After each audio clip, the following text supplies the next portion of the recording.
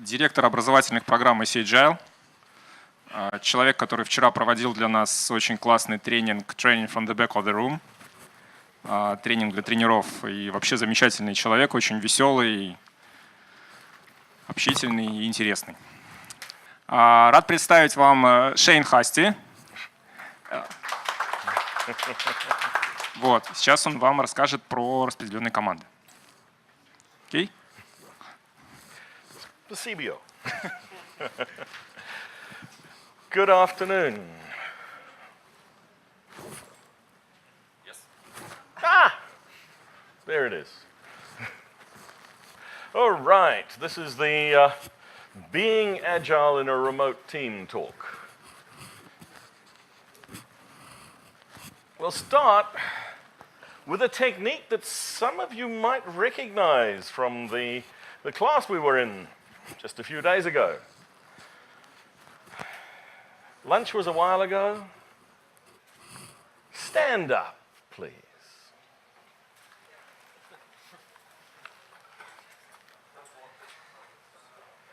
We know that we actually learn better when oxygen moves. Standing, moving. So I'm going to bring up some facts here. Well, actually, I'm going to bring up some statements. You are going to decide whether the statement is a myth or a fact. And these are things about remote teams. So the first one. Remote team members spend all of their time watching Netflix. If this is a fact, please sit down. Maybe. All right. Remote team members spend all day in their pajamas. Maybe. All right, stand up again. You need to stand up between each one of these. Remote team members are lonely. Something has happened with my microphone. Is it working? Yes. Remote team members are lonely. Myth or fact? If it's a fact, please sit down. You can stand up again afterwards. Remote teams cannot be innovative. Myth or fact? None of you are falling for these, are you? Remote workers can't be managers.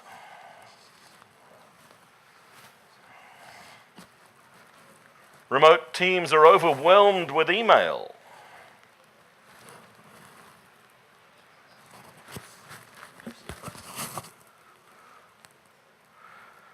Remote teams are unable to become high-performing. What is wrong with this thing? How about that one? Remote team members don't care about each other. Remote teams are less committed. And remote teams are overpaid and underworked. Or other way around, overworked and underpaid. You didn't fall for any of my myths. Give yourselves a round of applause. Well done. Take a seat, please, folks. Thank you. Remote teams can't work in an agile way. Well, it's also a myth. Every one of these is a myth. So what is this why remote and agile am I linking here? And I'm going back to the Manifesto for Agile development, for Agile software development. And what are the elements of that talk about the ability or not to work in remote teams? Because one of the myths, the misconceptions that is out there is that you have to be physically co-located to be an agile team. Now, when I look at the manifesto, the 4 values, 2 of those values do talk about the closeness of people, the individuals and interactions. But we can be close socially. We can be close without being physically in the same place. And customer collaboration. In fact, when I tell a little bit later on, when I tell the ICAgile story, you'll see that we're collaborating with people all around the world as a fully remote team. When we look at the principles of the manifesto, they're probably the two that stand out and say, how can we do this if we're remote? Business people and developers must work together daily throughout the project. I will assert that actually being remote sometimes makes that easier. Because in many, many organizations, our business people are not just down the passage. Our customers are spread truly all around the world. And again, if I think of ICAgile as an organization, our customers span every single time zone and most countries today. And the most efficient and effective method of conveying information is face-to-face conversation. And this was the one that did cause, for a long time, a lot of the, no, you can't be agile if you're remote because you have to have the face-to-face conversations. And I will say that I honestly believe it's the technologies that are available to us today that make this more possible. 5 years ago, it would have been a lot harder. 10 years ago, it would have been almost impossible. But with the technologies that we have at our fingertips today, this is potentially achievable. And I'm going to say, not just potentially, a lot of organizations are achieving it. And just for completeness, there's the rest of the principles, and none of them actually talk to this. So agility versus any particular agile framework. Whether you talk about Scrum, Scrum, one of the key practices of Scrum is the daily stand-up meeting. Honestly, if you are a distributed team, standing up in front of your webcam is really silly. Maybe you could have a sit-down stand-up meeting. What is the purpose of the event? What is the purpose of the practice? Not what are the mechanics of it. So we have what we call a daily huddle at ICAgile. I don't attend every one because for most of the week it's at 4 o'clock in the morning for me. I live in New Zealand. Most of my colleagues are in the USA. But at least once a week we change that around, and they don't have to get up at 4 o'clock, but we share the time zone pain. And we've adapted that daily stand-up practice to be this daily, what we call the daily huddle, and we have gone to the core of the intent, which is about collaboration and identifying ways to support each other and remove obstacles. Because that's the purpose of the daily stand-up. It is not a daily status meeting. How many of your first of all, how many of you have daily stand-ups in your organizations? Okay. Do you use the 3 questions? What have you done? What will you do? What's in your way? Yeah. Micromanagement from hell. Especially if you're reporting to somebody on the team. What have you done? I did this. Well, surely you can figure that out by ticking off something on a board. No, it's about collaboration. It's about the most important question there is what is in your way? What do you need from your colleagues? And that's where we get to the core for us of our daily huddle. So we've gone back to first principles, I suppose, and we look at every one of the agile practices and we say, what is the intent and how do they apply in our context? So we adapt the practice, adapt the process to the needs while retaining that mindset and culture and based on the values and principles. Oh, there we are. So the benefits. Are there benefits to having remote teams? Now, in a longer version of this talk, I'd get you to talk to each other and discuss that question. But we are time constrained. So I'm going to say, yes, there are.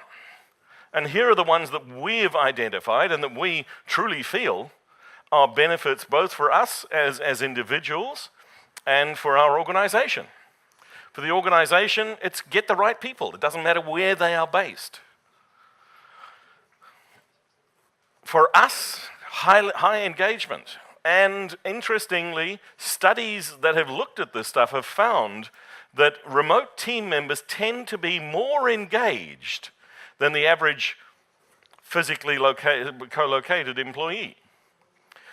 We do have higher productivity and opportunities for higher productivity because my office is 12 steps away from my bedroom and it's quiet. There's no other phones ringing. There's nobody running up and down the passage. There's nobody coming up into my cubicle and tapping me on the shoulder. And yeah, if you are a global organization, time zone coverage really helps. For the individuals, that flexibility is really, really important. I said I live in New Zealand. I actually do a lot of work with organizations that are in this part of the world, in Europe, in Eastern Europe, in Russia, and we can't call Britain Europe anymore, can we? Yeah, but that little island off the edge of France. So for me, working with people in these time zones, that means I'm working at night. That's actually extremely convenient. So I tend to do some work first thing in the morning. I go into the office and I work for a few hours, which is the time zone overlap that I have with most of the USA. Then I take time off.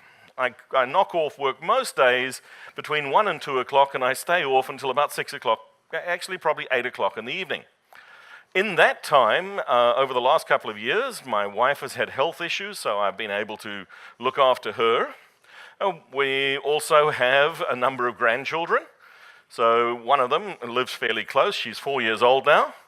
I get at least twice a week, I get to take time out of my day, go and pick her up from nursery school, and we go to the beach or we go to the playground, and we have this wonderful granddad-granddaughter bonding time. Now, those of you who are grandparents, you're now really, really jealous, right? And those of you who aren't grandparents, tough. By the way, those of you who are parents and you take your children to your grandparents, we feed them full of sugar, we bring them back for hyped deliberately. It's revenge. But that flexibility. Also, I know for myself that my productivity profile, I'm most effective if I'm doing creative work. I want to do it at night. I can do that. And it's just, I'm adapting to my own needs while being conscious of my colleagues' needs as well. That time, the quiet time, the uninterrupted time for deep flow. And yeah, the commute. The last couple of days I was teaching at the Scrum Trek offices. I think the hotel was 5.6 kilometers, was only 2 kilometers away. That was 40 minutes! From my front door, it actually wasn't from the bedroom, it was from my front door to the study, to the office, is 12 steps. I do that 5 times a day. It's great. It takes me about 17 seconds. And I can work from anywhere. This week, I'm working out of Russia, out of Moscow. So, fundamentally, remote teams, remote work is an opportunity to do your best work from anywhere. And I love this quote, "Great achievements are measured by outcomes, not places." And that's a bit of a mindset shift. I don't fill in a timesheet. Nobody at ICAgile does. We have clear goals, we have outcomes that we're all working towards. But nobody measures how many minutes was I online, or how many customer calls even did I make in a period. It's about looking at the organizational level outcomes and drawing on what Patrick said, that autonomy to achieve those goals. So let's talk a little bit about who ICAgile is, to give you this context. We are a certification and accreditation organization. We publish learning outcomes, And we work with training providers around the world who build classes against those learning outcomes, and they teach them and they grant certification. We accredit and we assess those courses. The learning outcomes are things that we deliberately make freely available. So they're not just restricted to our member orgs, they are absolutely freely available to anyone in the world. We release them as Creative Commons because we want to advance the state of Agile learning. Sorry, there it is. That clear, compelling vision to advance the state of Agile learning globally. So we work with experts to design and define what somebody needs to learn in order to become competent in the various practices and processes and approaches that make the broad Agile framework. And we publish that. So our organization goal is to advance and improve the state of Agile learning globally. And we're constantly looking at ways of doing that. And everything that we do, every decision that any one of us makes is measured against that. Will this enhance? Will it improve? Will it help? If it will, then make the decision, do the thing. If it won't, then don't bother going and getting permission, just do it. And if it won't, also just don't do it. It's really pretty simple. So our member organizations span that much of the globe. Our certificate holders span that much of the globe. We're over 100,000 people certified around the world. We have about 120 member organizations at the moment. Scrum Trek is one of them, and we're very proud of Scrum Trek. Here we are in our virtual presence. This is most of the team, and we use a tool called Sococo, which gives us this virtual presence. And it was really interesting. We were using the free version of this tool, and then they stopped making it free. So we looked at it and said, you know what, we don't need that. We've got all of the other tools. It won't make a difference to us. Within a week, we were clamoring for it because the thing that this tool gives us, and I said earlier that the tools have made a difference. One of the things that this tool gives us is presence. So we each have an icon, and you can't change you can change the color of the icon.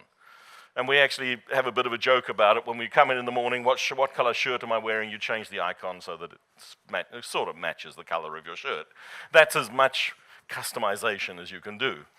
But you can go into a space, and we've changed, and we've got various different office layouts that you can choose. At the moment, we're using one that looks that is waterfront, and there's a boat on the edge. And when you really feel like you need a break, you just go and sit in the boat. It's lovely. It's a virtual boat, but it still feels nice. You're getting out of that space. And here we are, all in the Huddle room, our daily space, and there we are. Now you've got a choice. You don't have to be on camera.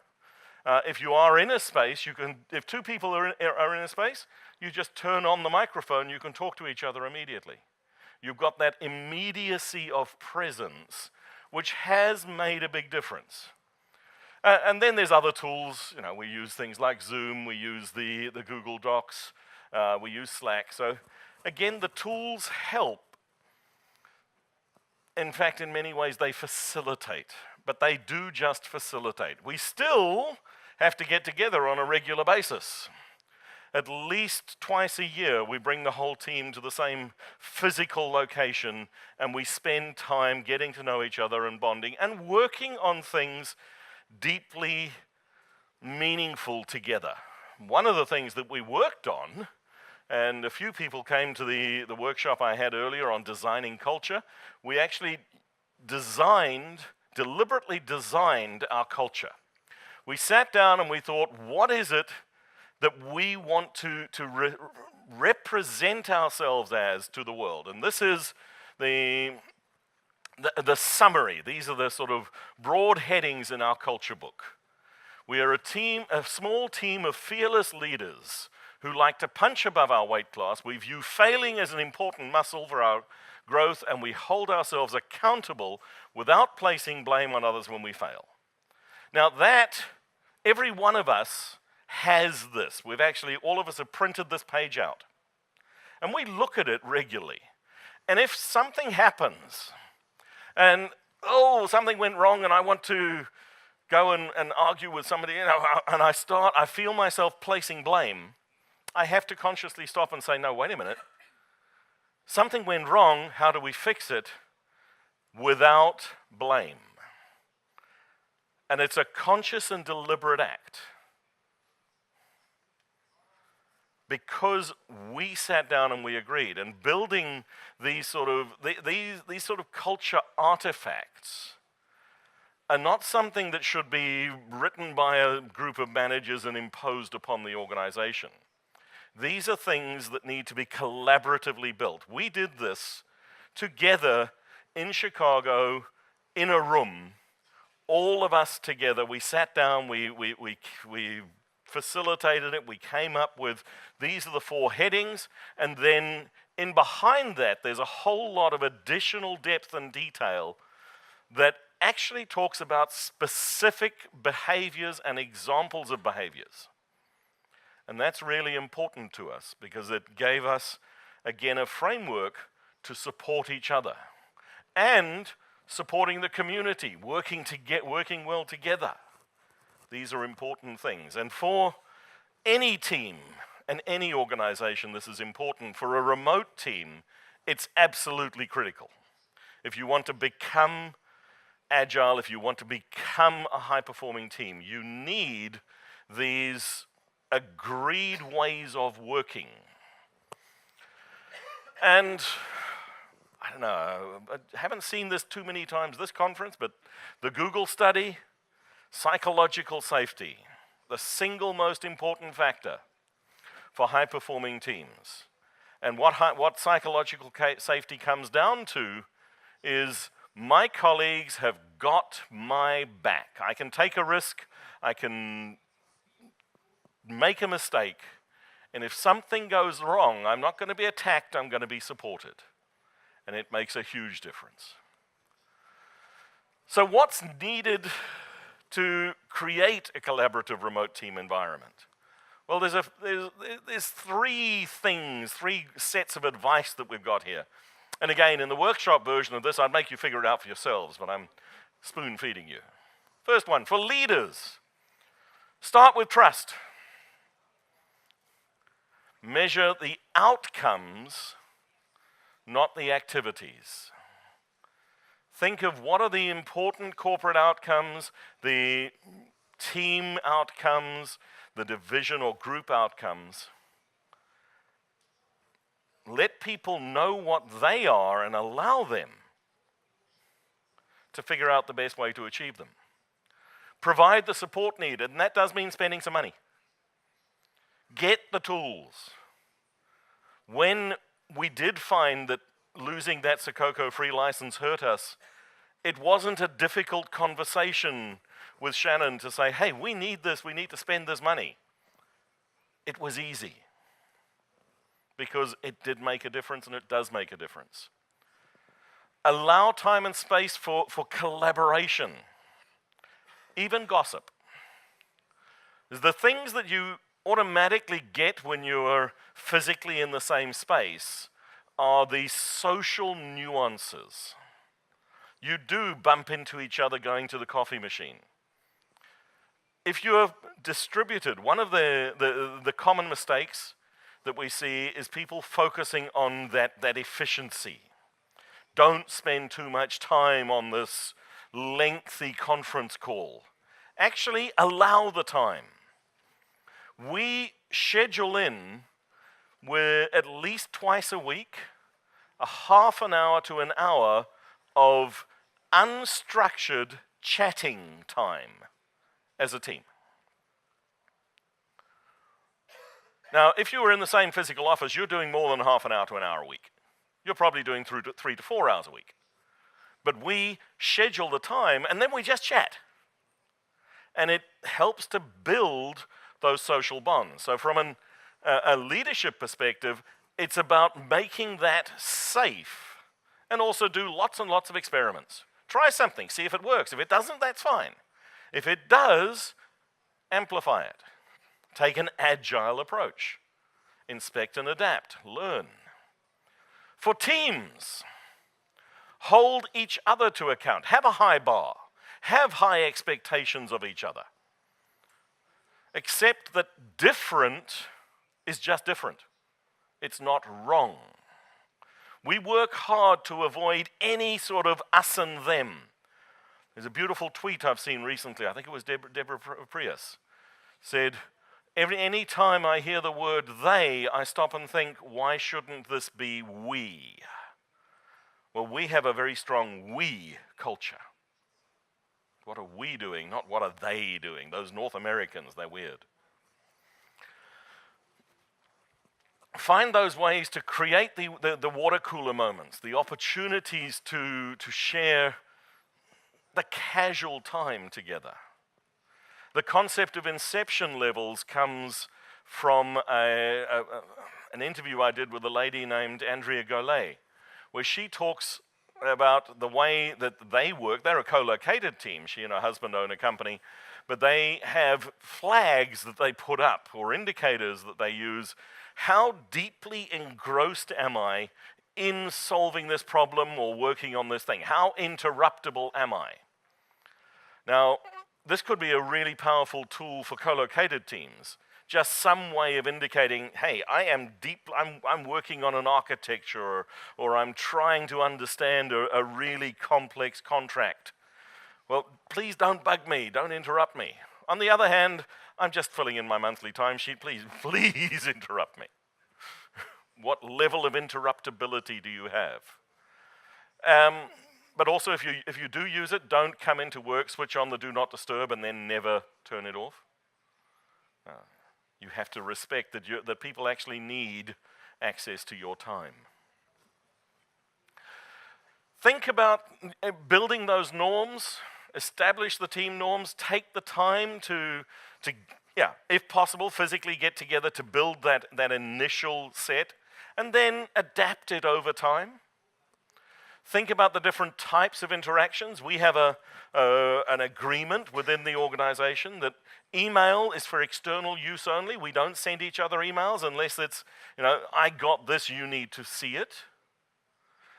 Most of our informal communication will either tag each other and have a chat, real voice, or we might use an instant messenger tool.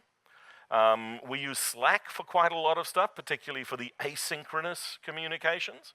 And we have an agreement about what response rate you get to different types of medium that you're accessing people. So if there's something is urgent, then we send each other a text message. It's that simple. That means you need to respond now. Whereas if it's on Slack, we expect around about 12 hours. If it is an email, this is just, it's for your information. Don't worry about it. And look for those opportunities to have fun. A really scary thing, we actually have singing parties over Slack and Sakoko. We do not record those. But they're fun. And for individuals, you'd have to be disciplined. You have to actively hold yourself to account. And you need to be proactive. Your colleague doesn't know that you've come into work with a headache this morning, that the baby was crying, and you looked like hell. If they were next to you in the office, they'd notice that, and they'd probably be a little bit more caring about you. If all you are is a round blue blob, they don't know. So communicate your context. Be visible about it. And emoticons actually do help. They do help to convey. And we sometimes have whole sentences that are just emoticons. We start from the point of presume good intent. Any communication, the reason for this communication has a positive intent behind it. And that helps us not to read bad things in, because that's one of the dangers of distributed teams, is the voice that we hear in our head. The longer we've been physically apart, the more aggressive that voice sounds. There's actually psychological evidence for that one. So assume that good intent and practice empathy. Think, oh wow, yeah, it's 10 o'clock in the morning here. That's 2 a.m. for Shane. No, maybe I don't need to ping him right now. Please.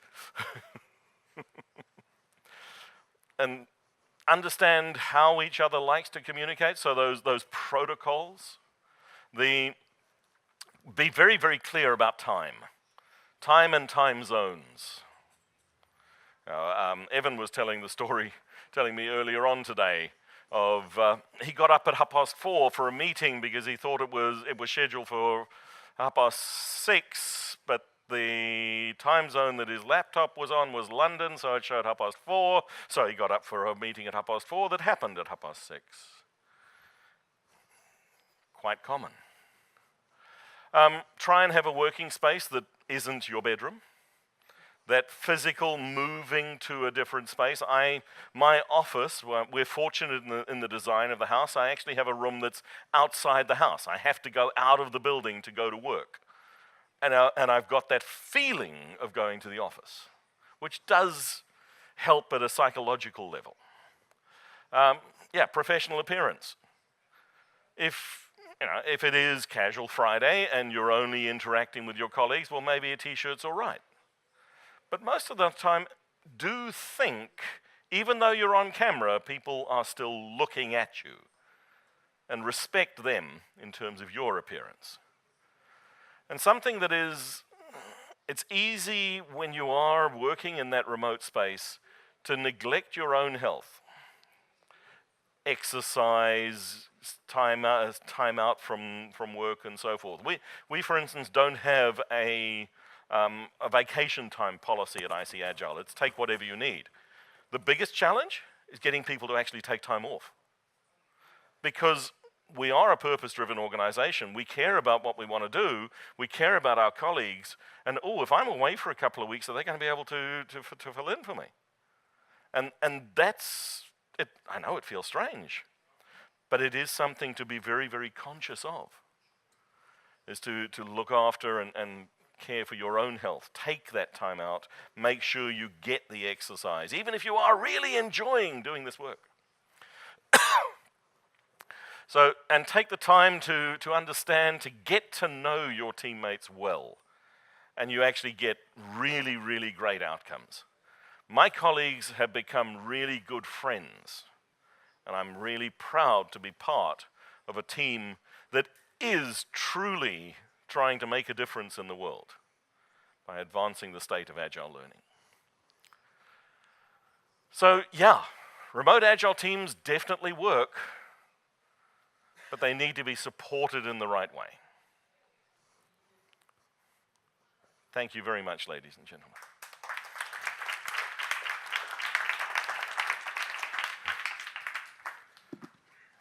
Any questions?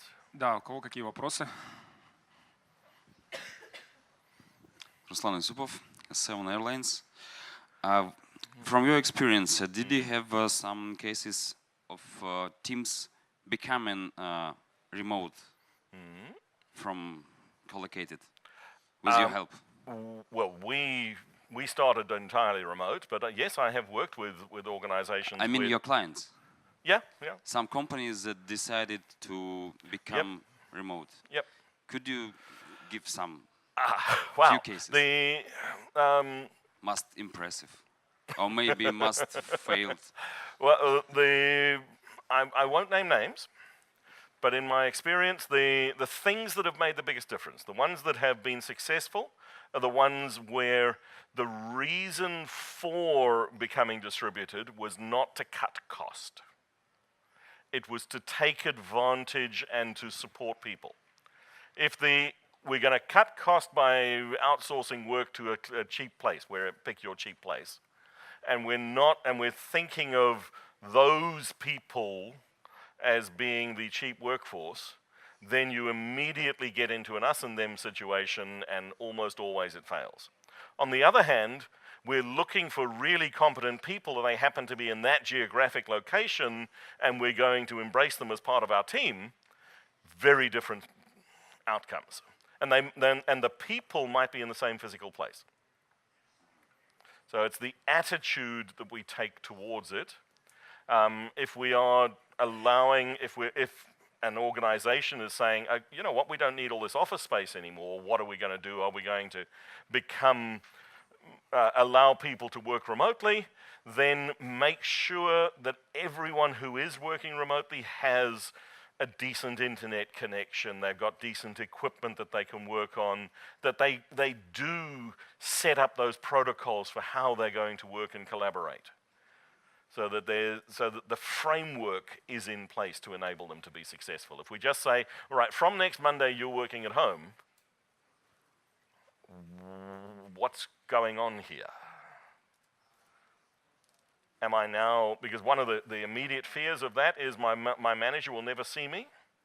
My career is now dead because I don't, there's 3 people here who he sees every day. I'm over here, they never see me. Are they going to get the promotion and I'm not? So those are the sort of fears that come in. If you're going to start doing that, if you're going to enable that, then you've got to put the framework in at an organization level so that those fears are mitigated and that the teams are figuring out how they want to work together. Does that help? Yes. And Конечно, есть. Hi, Shane. Thank you for your presentation.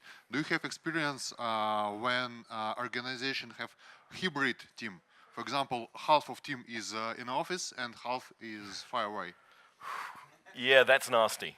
Because you've really, really got to be careful that you don't get the us and them split. So one group that I worked with, they were a 6-person team. 2 people were not in the office. They were working from home, and home was a couple of 100 kilometers away. This was a few years back, but one of the tools that they used, they had little portable Skype cameras, Skype TV units. So it wasn't a laptop, it was a dedicated Skype box, and they carried them with them. So each remote person was paired with a local person, and the local person's responsibility was to make sure that their buddy, who was on the Skype, was present at all of the events and was kept aware of what was going on. And that did help this team to have that continual gelling.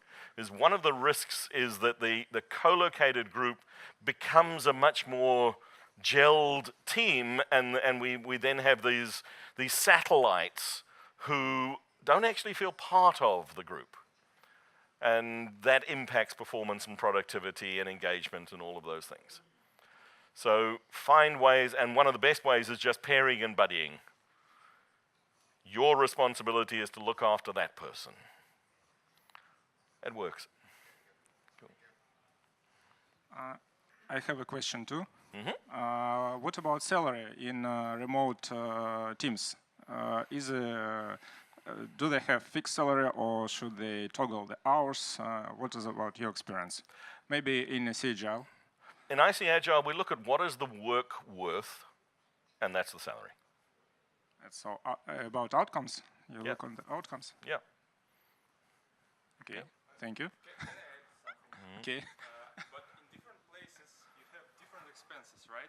If you work from New York, Yeah. you need to pay for apartments and etc. etc. Yeah. It is quite expensive, and at the same time, in different location, You should manage that. there is a bit of location in the formula, but very, very little. oh, okay. And Yeah. if you have this differentiator, Yeah. I mean, if you have people in New York, for example, and in I don't know, India, for example, or Samara in Russia, The single most important factor there is, does it feel fair to everyone? If it doesn't feel fair, so one of my colleagues lives in New York. He probably does get extra money because he has to pay New York rent. Do I mind? Do I feel hard done by because of it? No, I don't. But if it really felt that there was a dreadful imbalance, then it would impact the team cohesion. So from a team perspective, does it feel fair? You know, one of the things that we have is bonuses. We do actually have a bonus system at ICAgile. We get a bonus once a year.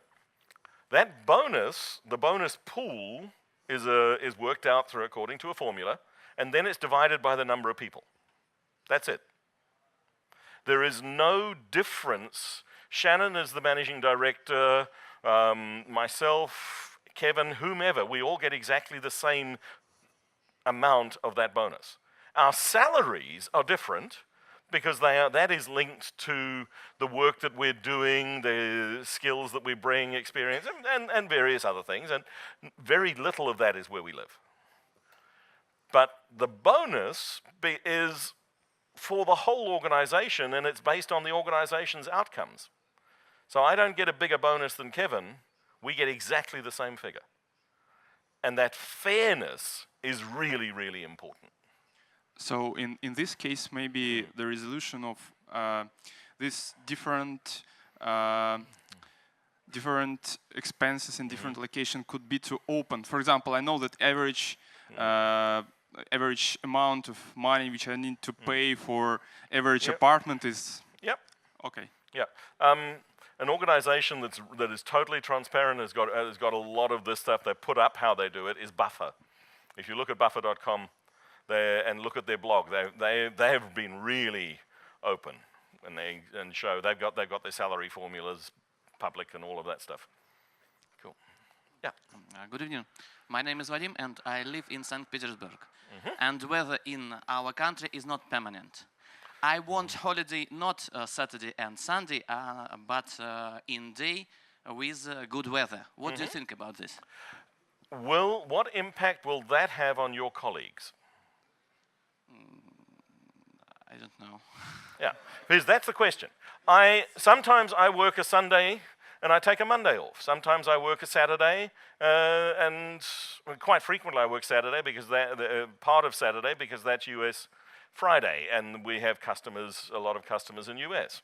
So when we look at when do I physically need to be available to work, it's what will the impact be on my colleagues? So the first thing I do is I'll tag my colleagues and say, hey, I want to take 2 days off in a couple of weeks. Anyone got any objections? Is this going to have any impact? And if it won't, great. Sometimes something's come up, I've got an opportunity to do something tomorrow afternoon. Is it okay? I'm not going to be here. Can somebody cover for me? Or is there anything going on that desperately needs me to be there? So it's about that team cohesion and respect. And then Monday to Friday, who cares? It's what are the outcomes that we're achieving? It must be balanced, yes. If I want that my job can try to job me. Yeah, so it's the concept of fairness is so important to team cohesion. Do my colleagues feel that I'm being fair in the amount of time I'm taking and when I'm doing it, or am I taking advantage of them? And if we feel fair and we're achieving the organization outcomes.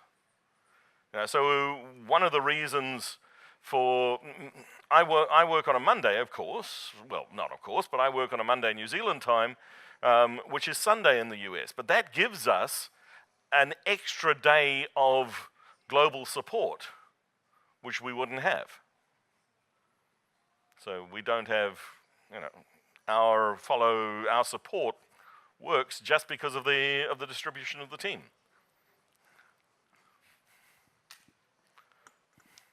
Thank you, Shane, once again for your presentation. That was really nice. I came to this set to answer a question for me first. Is Agile possible with the remote teams? And being the, I think, without the biggest company in Russia who is actually using remote working. By the way, I'm working in Beeline, so if you have questions, you can search information. There is lots of info in internet about it. And you answered the question that if you don't treat Agile like a set of fixed rules, you actually make Agile be Agile a little bit, you can work remotely. Yeah. So thanks again, that actually wasn't the question, sorry about it, just to confirm and say thank you that you confirmed this idea for me that we can use it. Yep, and it is. Adapt the practices to the needs of the group. But sit on that basis of those values and that, the purpose is so important. Thank you very much for your speech. And can you tell for the company that is thinking to maybe transit to remote teams, not to the homes, but to remote offices, a lot of offices. Can you tell from your experience, for example, top 3 threats from leaders of the company and what to oppose those threats? Oh, the biggest one is the single biggest thing is the measurement systems in place. If we are measuring activity, we're measuring time. Timesheets are an indicator that they don't trust you. That's what a timesheet is. Somebody does not believe that you're doing your job, and you have to, in some way or other, prove it. Now, if there is a time billing, maybe. The time that you are charging on to a customer, not an internal fuzzy, paper money thing, but a real, like a lawyer or somebody that you're paid for your consulting time. Sure, record that. Yeah, it doesn't matter. That's Yeah. Are they? So this is the theory X, theory Y manager that that was being spoken about earlier on today. So what you want is that start with trust. So the advice for managers: start with trust. Measure outcomes, not outputs. And the role of the leader is to create clear outcomes. This is what we're looking to achieve. You go and figure out the best way to achieve it. So trust and outcomes.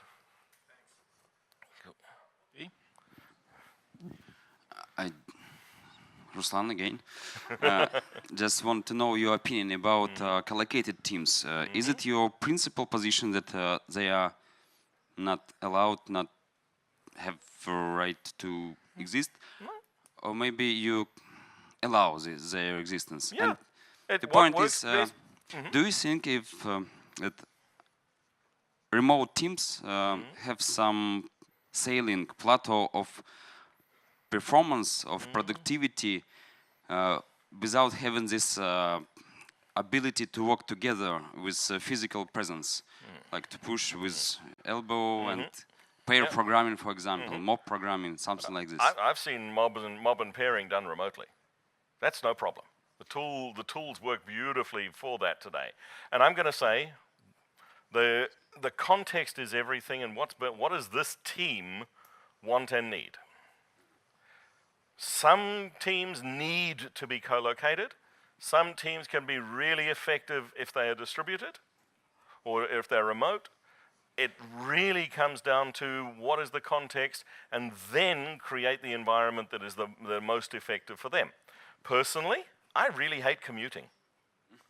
So if I could find well, I'm not looking for a different work, but if I would look for an opportunity that is really close to where I live. And I like to live in a small country town 50 kilometers away from the city.